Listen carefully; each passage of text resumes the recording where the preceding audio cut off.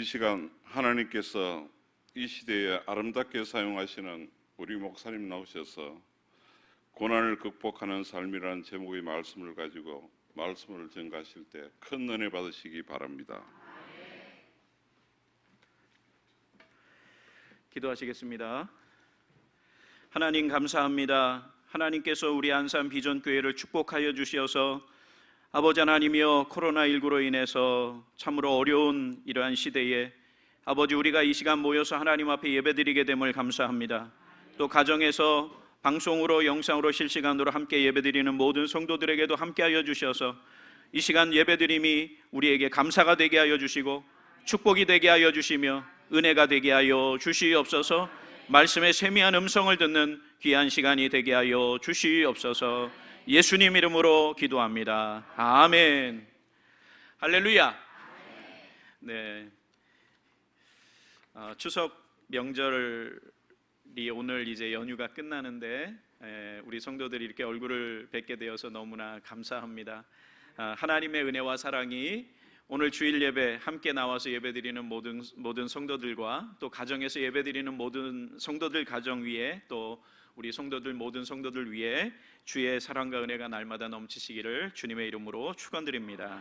오늘 말씀의 제목을 같이 한번 보겠습니다. 고난을 극복하는 삶.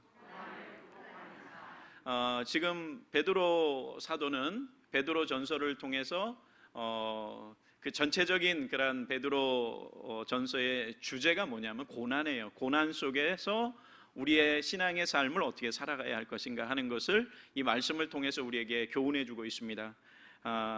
특히 우리는 고난을 좋아하는 사람은 한 사람도 없습니다.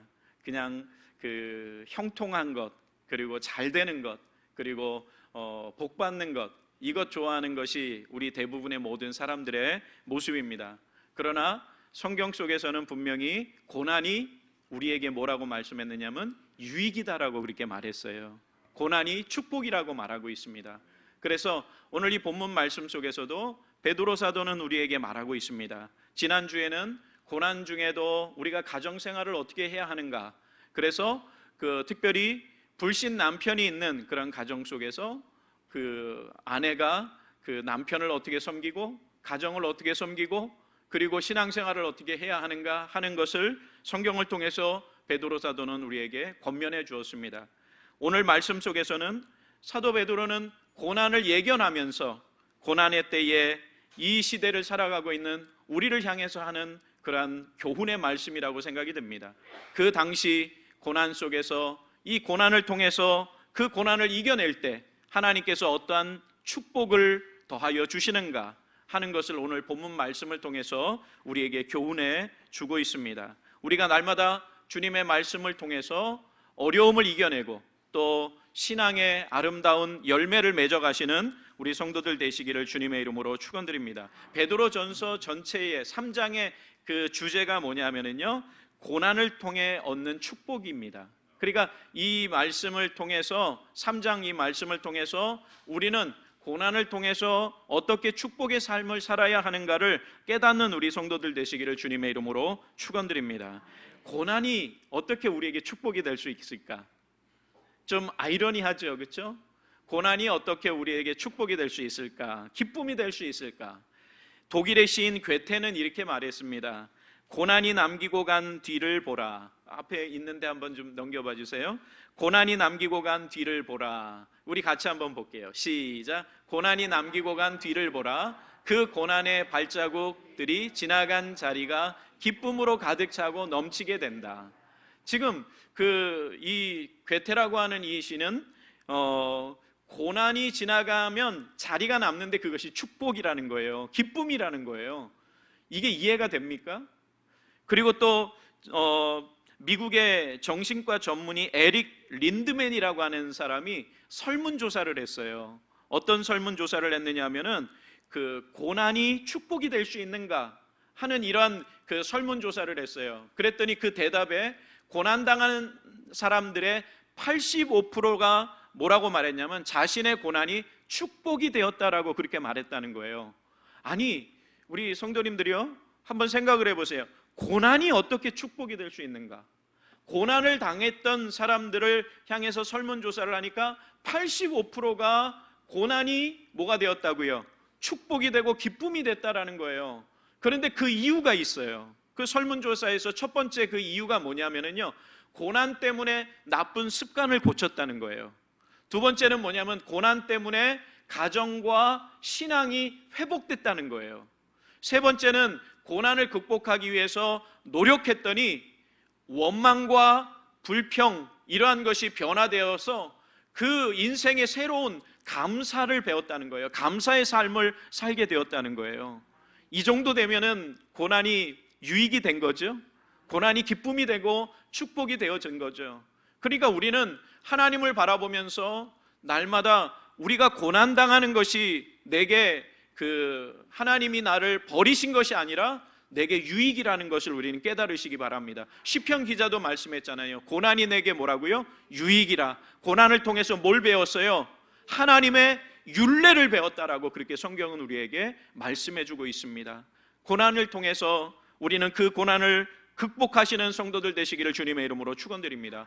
극복하였을 때 우리의 삶이 형통한 삶이 이루어지게 되어진다는 사실입니다. 제가 지난 주 중에 말씀을 준비하면서 어떤 칼럼 하나를 이렇게 읽게 되었어요. 말씀과 관계된 그런 글을 이렇게 묵상하다가, 그런데 고난 중에 우리가 고난을 극복하기 위한 방법을 이렇게 그 컬럼을 쓴 목사님은 제시하고 있어요. 고난 중에 어떻게 해야 되느냐면 말씀으로 돌아가자는 거예요. 말씀으로 돌아가자. 한번 따라해 보세요. 말씀으로 돌아가자.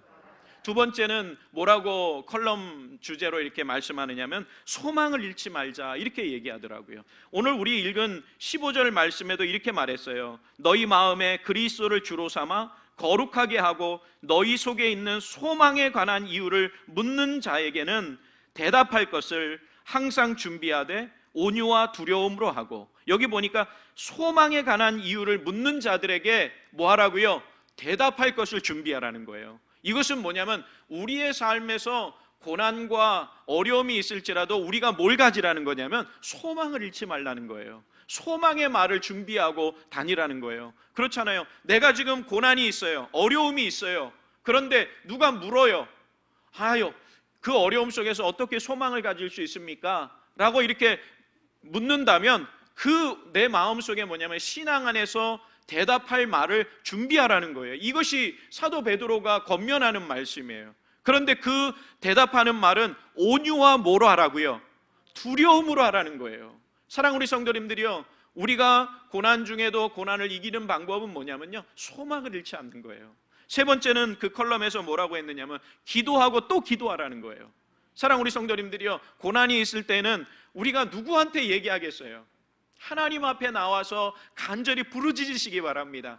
그러면요, 그 새벽에 저녁에 이렇게 나와서 기도하면 때로는 어떨 때는요 막 소리를 내서 기도하게 되기도 하고, 또 어떨 때는 그냥 잠잠히 하나님 앞에 기도할 때도 있어요. 그러나 분명한 것은 내가 하나님 앞에 부르짖고 기도하는 중에 내 심령이 치유되는 역사가 일어난다는 사실이에요.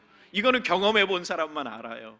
우리 성도들이 기도하면서 그런 경험을 해보시는 성도들 되시기를 주님의 이름으로 축원드립니다. 제가 말씀을 준비하면서 또 이런 글을 봤어요.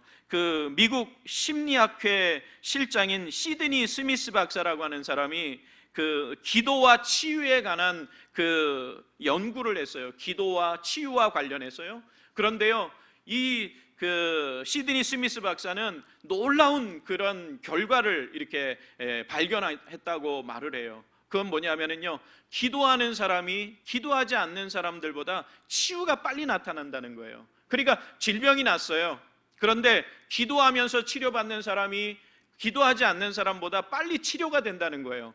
저는 우리 성도들이 아프다고 하면은요, 저는 저녁 때마다 또 새벽마다 빠지지 않고 기도해요.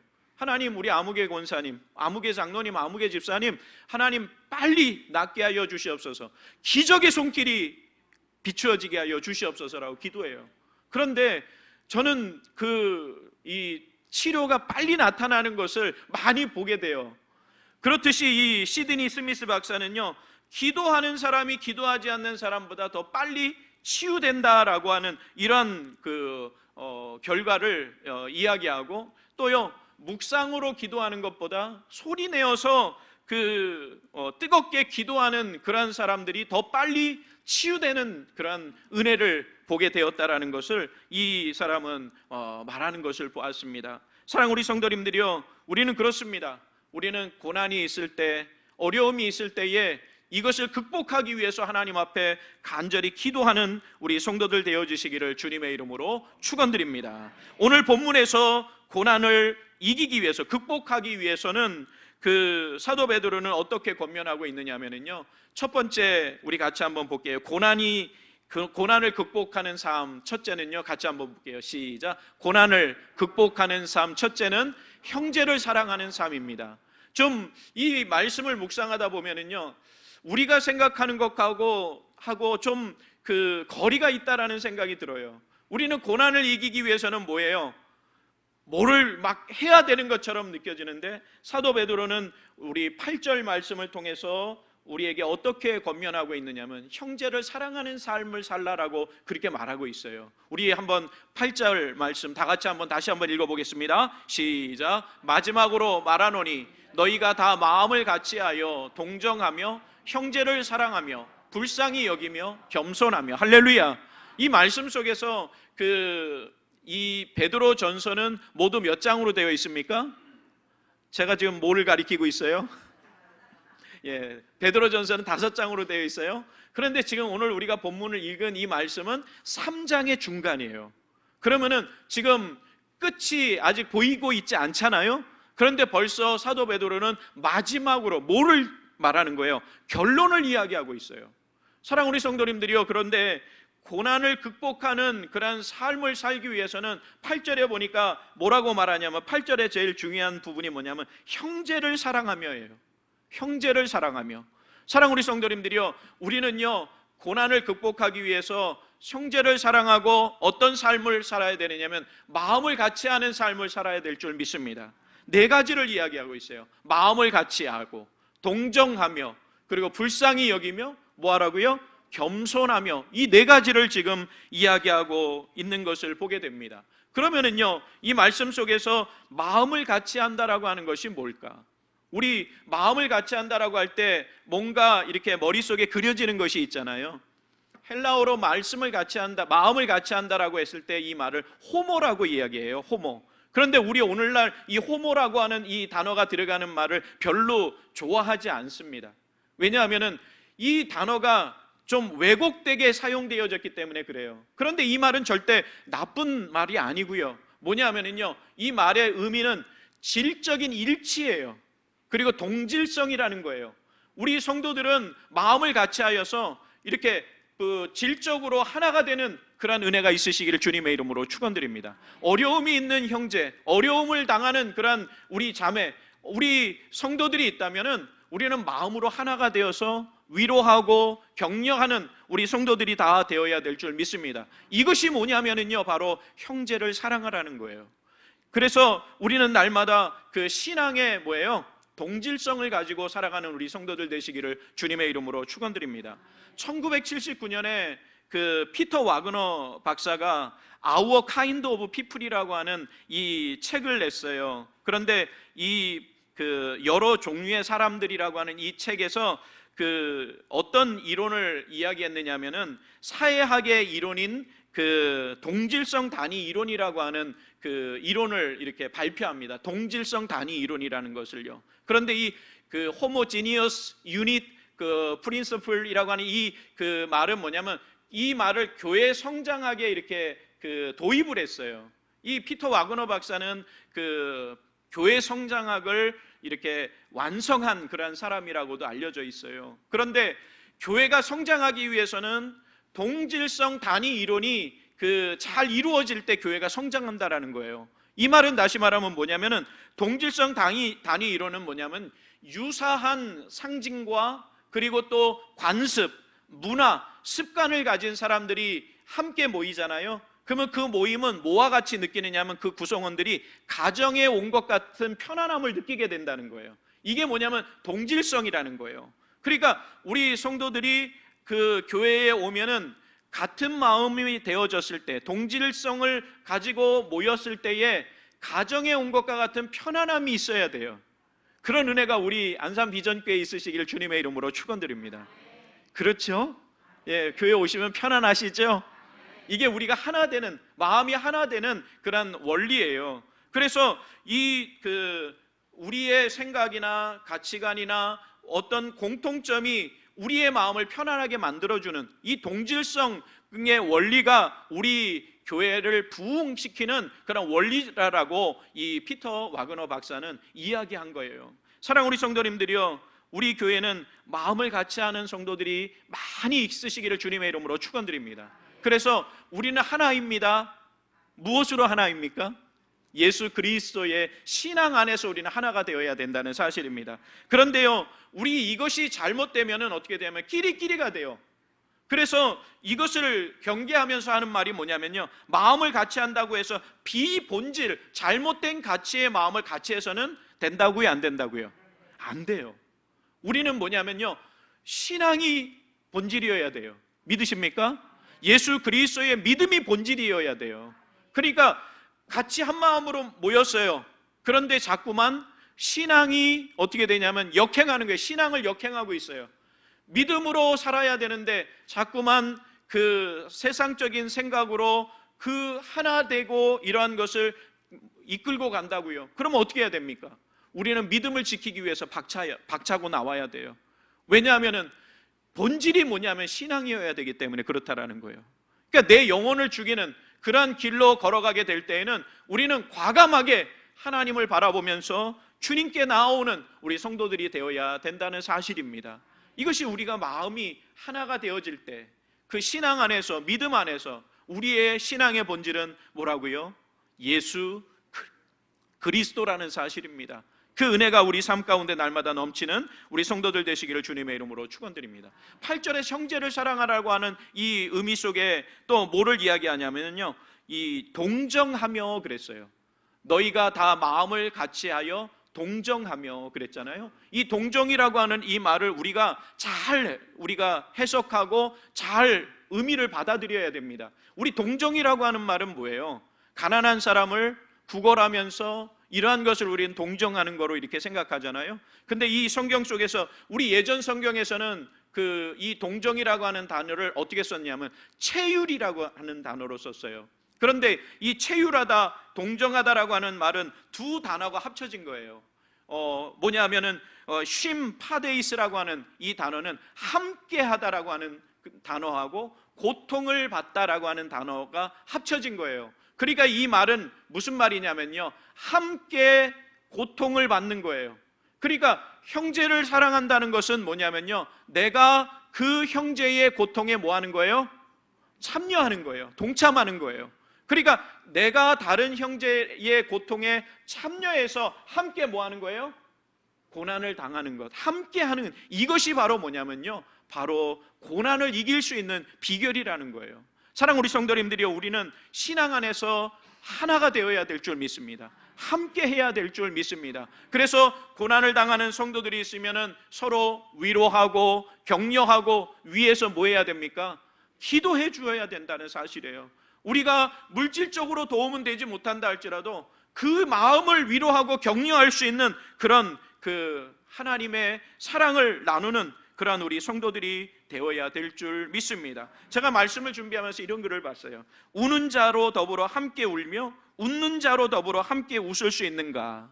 사랑하는 우리 성도님들이, 이 말의 의미는 뭐냐면요, 우는 자로 더불어 함께 울며, 우리 이것은 할 수 있다는 거예요. 왜냐하면 슬픔을 당한 가정이 있어요. 장례를 당했어요. 아픈 마음이 있어요. 같이 가서 위로하며 울 수는 있어요. 그런데요, 내 옆에 있는 그 성도가 또 잘 되어서, 자녀들이 잘 되어서 축하받을 그러한 일에 내 마음이 상해서 샘이 나서 축복하지 못하는 일들이 너무 많다는 거예요. 우리 주변에는요. 그런데 우리 성도들은 어떻게 해야 되느냐면, 우는 자에게 함께 가서 울고요, 축하해 줄 일이 있는 그 가정에 가서 뭐 해야 되냐면 함께 기뻐하며 축하해 줄 수 있는 이런 마음이 우리 성도들에게 있어야 된다는 사실이에요. 사촌이 땅을 사면 왜 배가 아파요? 축하해 줘야죠. 그렇죠? 우리 주변에 우리 성도 자녀가 좋은 대학에 합격하고 좋은 직장에 들어가고 정말 잘 되어졌을 때에 우리는 뭐 해야 되냐면 축복해 줄 수 있고, 정말 내 마음이 기쁘면서 와 정말 기쁘다 이렇게 축복해 줄 수 있는 그런 은혜가 우리 삶 가운데 있어야 된다는 사실이에요. 이것이 뭐냐면요, 체휼하다, 동정하다라고 하는 이 단어의 의미라는 사실이에요. 사랑 우리 성도님들이요, 또 오늘 8절 말씀에서 형제를 사랑하다라고 하는 이 말 속에 또 뭐가 나오느냐 하면은 형제를 사랑하며 불쌍히 여기며 이랬어요. 우리 이 말은 불쌍히 여긴다라고 하는 이 단어도요, 두 가지 의미가 합쳐진 거예요. 좋은이라고 하는 뜻과 마음이라고 하는 이 뜻이 합쳐졌어요. 좋은 마음이라는 거예요. 이것은 뭐냐면요, 자비로운 마음을 의미해요. 그리고 인정이 많은 이런 뜻을 의미한다는 사실입니다. 사랑 우리 성도님들이요, 우리는 형제들에게, 자매들에게, 우리 성도들에게 어떤 마음을 가지고 대해야 하느냐면 좋은 마음으로 대하는 성도들 되시기를 주님의 이름으로 축원드립니다. 어려움이 있어요. 그러면 성도들이 다 좋은 마음을 가지고 함께 기도하면서 이 어려움을 이겨내기를 바랍니다 하고 합심한다면 분명히 어려운 문제들을 극복하고, 그리고 하나님께서 기뻐하시는 그러한 삶을 우리가 함께 살게 되어질 줄 믿습니다. 우리가 그 은혜 속에 살아가시기를 주님의 이름으로 축원드립니다. 이 불쌍히 여기며 이 말은요, 무엇을 포함하고 있느냐면 용서를 포함하고 있어요. 사랑 우리 성도님들이요, 나에게 치명적인 상처를 주고 나에게 어려움을 준 사람을 우리는 불쌍히 여길 수 있습니까? 좋은 마음을 가질 수 있습니까? 없습니까? 있어요, 없어요? 솔직하게 얘기해 보세요. 사실 없지요. 그런데 베드로 사도는 하나님의 말씀을 어떻게 말하냐면 형제를 뭐하라 그랬어요? 사랑하라 그랬어요. 그러니까 어려움을, 고난을 극복하는 그런 방법을 어떻게 이야기하면 형제를 사랑하며라고 이렇게 이야기하는 것은 바로 뭐냐면요, 나에게 치명적으로 아픔을 주고 상처를 준 사람이라 할지라도 한번 따라서 해보세요. 불쌍히 여기자. 불쌍히 여기자는 좋은 마음을 갖는 거잖아요. 그렇죠? 좋은 마음을 갖고 그를 위해서 용서하며 그를 뭐예요? 섬길 수 있는 마음을 하나님 주시옵소서. 정말 어려워요. 그러나 그런 마음을 구하는 성도들 되시기 바랍니다. 에베소서 4장 32절에 보니까 서로 친절하게 하며 불쌍히 여기며 서로 용서하기를 하나님이 그리스도 안에서 너희를 용서하심과 같이 하라. 할렐루야. 저는 이 말씀을 묵상하면서 이 불쌍히 여기며 이것은 무엇을 수반하는 거냐면 용서하기를 수반하는 거예요. 그래서 하나님이 그리스도 안에서 누구를 용서한 것처럼요, 나를 용서한 것처럼 뭐 하라고요? 용서하라는 거예요. 불쌍히 여기라는 거예요. 우리는 하나님 앞에 믿음의 눈으로 날마다 하나님을 바라보며 나아가는 우리 성도들 되어지시기를 주님의 이름으로 축원드립니다. 8절 말씀에서 우리가 형제를 사랑하며 이 말 속에 또 한 가지가 나오는 것은 뭐냐면 겸손하며 이렇게 얘기했어요. 이 겸손하다라고 하는 이 단어도 겸손한이라고 하는 단어하고 마음이라고 하는, 마음과 생각이라고 하는 단어가 합쳐졌어요. 이것은 뭐냐면요, 예수님께서 보이셨던 낮은 마음을 의미해요. 우리 빌립보서에서 보여주는 그 말씀과 비슷하잖아요. 그렇죠? 주 예수 그리스도의 마음이 어떠한 마음이었냐면 낮아지셨어요.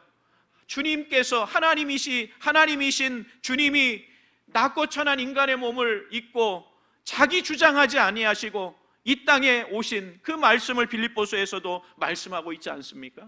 사랑 우리 성도님들이요, 우리는 주님을 바라보면서 우리가 형제를 사랑하며 함께 고난을 극복할 수 있는 그러한 우리 성도들이 다 되시는 성도들 되시기를 바랍니다. 두 번째, 고난을 극복하는 삶은 두 번째 어떠한 삶이냐면요, 같이 한번 읽어볼게요. 고난을 극복하는 삶, 시작. 고난을 극복하는 삶. 둘째는 핍박자들까지 사랑하는 삶입니다. 믿으십니까? 자, 우리 9절 말씀 다 같이 한번 읽어볼게요. 9절이요. 시작. 악을 악으로, 욕을 욕으로 갚지 말고 도리어 복을 빌라. 이를 위하여 너희가 부르심을 받았으니 이는 복을 이어받게 하려 하심이라. 할렐루야. 여기 보니까요, 그 하반절에 보니까 너희가 부르심을 받았으니 뭐를 위해서요? 앞에 구절을 위해서 부르심을 받았다 그랬어요. 이는 복을 이어받게 하려 하심이라 그랬어요. 이 말은 다시 말해서요, 악을 악으로, 욕을 욕으로 갚지 말고 도리어 복을 빌라. 이 말은 뭐냐면요, 지금 악을 악으로, 우리가 나를 핍박하는 사람들에게 그대로 악을 악으로 갚지 말고 욕을 욕으로 갚지 말고 오히려 뭐 하라고요? 복을 빌라는 거예요. 그 사람에게 복을 빌라는 거예요. 사랑하는 우리 성도님들이요, 우리는 정말로 어려운 길을 걷고 있는 하나님의 백성들인 줄 믿습니다. 왜냐하면요, 내 마음이 아프고 내 마음에 상처를 준 사람들까지도 우리 주님께서는 뭐 하시라고요? 용서하고, 심지어는 나를 핍박하고 내 명예, 내 모든 것을 빼앗아간 사람이라 할지라도 뭐 하라고요? 용서하라는 거예요. 용납하라는 거예요. 그 사람을 위해서 뭐 하라고요? 말씀은요, 복을 빌어주라는 거예요. 정말로 이렇게 우리가 할 수 있기까지 우리는 신앙의 연단을 통해서 우리가 낮아지고 낮아지는 우리 성도들 되어야 될 줄 믿습니다. 저는 이 말씀 묵상하면서 원수를 갚지 말라라고 하는 우리 성경 말씀 있잖아요. 그렇죠? 우리 저 한번 따라서 보세요. 원수를 갚지 말라. 로마서 12장 19절 말씀 우리 다 같이 한번 보겠습니다. 시작. 내 사랑하는 자들아, 너희가 친히 원수를 갚지 말고 하나님의 진노하심에 맡기라. 기록되었으되 원수 갚는 것이 내게 있으니 내가 갚으리라. 주께서 말씀하시니라. 누가 갚으시겠다고요? 주께서 갚으시겠다고 그랬어요. 하나님께서 갚으시겠다고 그랬어요. 그러니까요, 우리가요 정말 억울함을 당하고 그랬어도 우리가 왜 하나님 앞에 그 사람을 위해서 복을 빌어줘야 하느냐 하면, 원수는 누가 갚는다고요? 내가 갚는 것이 아니라 하나님께서, 주께서 갚아주신다는 거예요. 그러니까 우리는요 그냥 덮어놓았으면 좋겠어요. 그래서 저는 이렇게 말했어요. 원수가 행하는 것을 어떻게 하냐면 잊으라. 한번 따라서 보세요. 원수가 행한 일을 잊으라. 이건 뭐냐면 핍박자가 행한 일을 잊으라는 거예요. 나에게 고난을 준 그 사람의 모든 일을 뭐 하라고요? 잊어버리라는 거예요. 사랑하는 우리 성도님들이요, 구약 성경에 보면은 우리의 죄의 본질까지도 다 잊어버리시겠다고 하신 말씀 대표적인 세 구절이 있어요. 그것이 뭐냐면 미가서 7장 19절이에요. 그리고 또 이사야서 38장 17절이에요. 시편 103편 12절이에요. 우리 같이 한번 읽어볼게요. 시작. 다시 우리를 불쌍히 여기셔서 우리의 죄악을 발로 밟으시고 우리의 모든 죄를 깊은 바다에 던지시리이다. 우리의 죄를 어떻게 하신다고요? 깊은 바다에 던지시겠다는 거예요. 이것은 하나님께서 다시 끄집어내시겠다고요? 안 끄집어내시겠다고요? 이것은 안 끄집어내시겠다는 하나님의 말씀이에요. 우리 이사야서 38장 17절 보세요. 시작. 보옵소서, 내게 큰 고통을 더하신 것은 내게 평안을 주려 하심이라.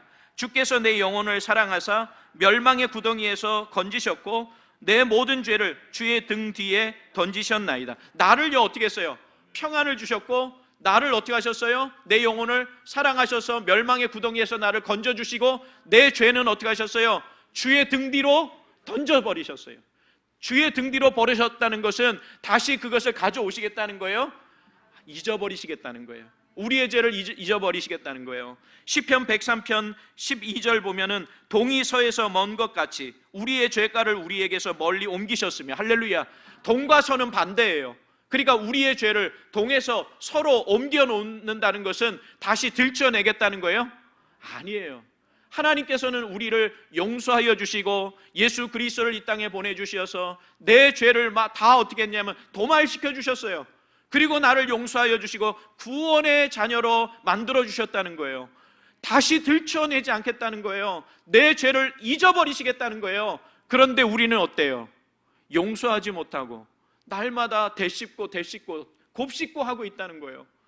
우리 하나님 앞에 기도하시기 바랍니다. 용서가 안 되는 그런 일이 있으면요, 하나님 앞에 누구한테 말하면 돼요? 하나님 앞에 나와서 간절히 부르짖으시기 바랍니다. 그러면 어떻게 해요? 내 심령을 하나님께서, 저 한번 따라서 보세요. 기도하면 내 심령을 치유하십니다. 믿으십니까? 내 심령을 하나님께 맡기면요, 전적으로 이렇게 내어 맡기면요, 내 마음을 주님의 손에 맡겨놓으면 내가 어떻게 좌지우지하는 것이 아니라 하나님 앞에 맡겨놓으면 어떻게 되냐면요, 하나님께서 알아서 해결해 주시고 내 마음을 위로해 주시는 거예요. 치유의 손길로 하나님께서 나를 만져주신다는 사실입니다. 그 은혜가 우리 사랑하는 성도들의 삶 가운데 날마다 넘쳐나시기를 주님의 이름으로 축원드립니다. 마지막으로 우리는 원수를 위해 복을 빌라. 믿으십니까? 우리는 하나님 앞에 복을 비는 우리 성도들 되시기를 바랍니다. 영국의 시인 윌리엄 셰익스피어는 이렇게 얘기했어요. 하나님께 기도하라. 하나님께서는 믿는 사람에게 암흑이 생기면 빛을, 고난이 생기면 위안을 주신다. 믿으십니까? 하나님께 기도하라. 그러면 하나님께서 암흑 가운데 뭐를 주세요? 빛을 주세요. 고난 가운데 위안을 주세요. 위로를 주세요. 우리 하나님은 그러한 하나님이세요. 우리가 그 하나님을 바라보시면서 날마다 주님께 나아가는 우리 성도들 되시기를 주님의 이름으로 축원드립니다. 핍박자가 나를 핍박한다 할지라도 우리는 어떻게 하라고요? 그 핍박자를 위해서 하나님 앞에 기도하고 복을 비는, 그래서 하나님께서 우리 삶 가운데 직접적으로 역사하시는 은혜를 내가 날마다 경험하는 우리 성도들 되시기를 주님의 이름으로 축원드립니다. 신앙과 나의 삶은 함께 가는 겁니다. 믿으세요? 신앙과 나의 삶은 함께 일치하는 거예요. 그리고 예수 그리스도와 나의 삶은 일치하는 삶이에요. 하나님 따로, 내 삶 따로 이렇게 분리돼서 사는 것이 아니에요. 이 땅은 하나님의 영역 속에서 살아가는, 내가 하나님 영역 속에서 살아가는 그러한 은혜가 우리 삶 가운데 날마다 있어야 됩니다. 그래야 담대한 신앙을 가질 수 있어요. 코로나 시대를 살면서 우리는 예배드리러 오면 어떡하나, 코로나 걸리면 어떡하나, 우리 하나님 앞에 맡기시기 바랍니다. 하나님 앞에 모든 것 맡기시기 바랍니다. 어차피 코로나 걸릴 거면 걸릴 거고, 아니면은 하나님께서 지켜주시면 내 삶이 때로는 걸렸을지라도 치유의 하나님이 나를 치료하여 주실 것이고요.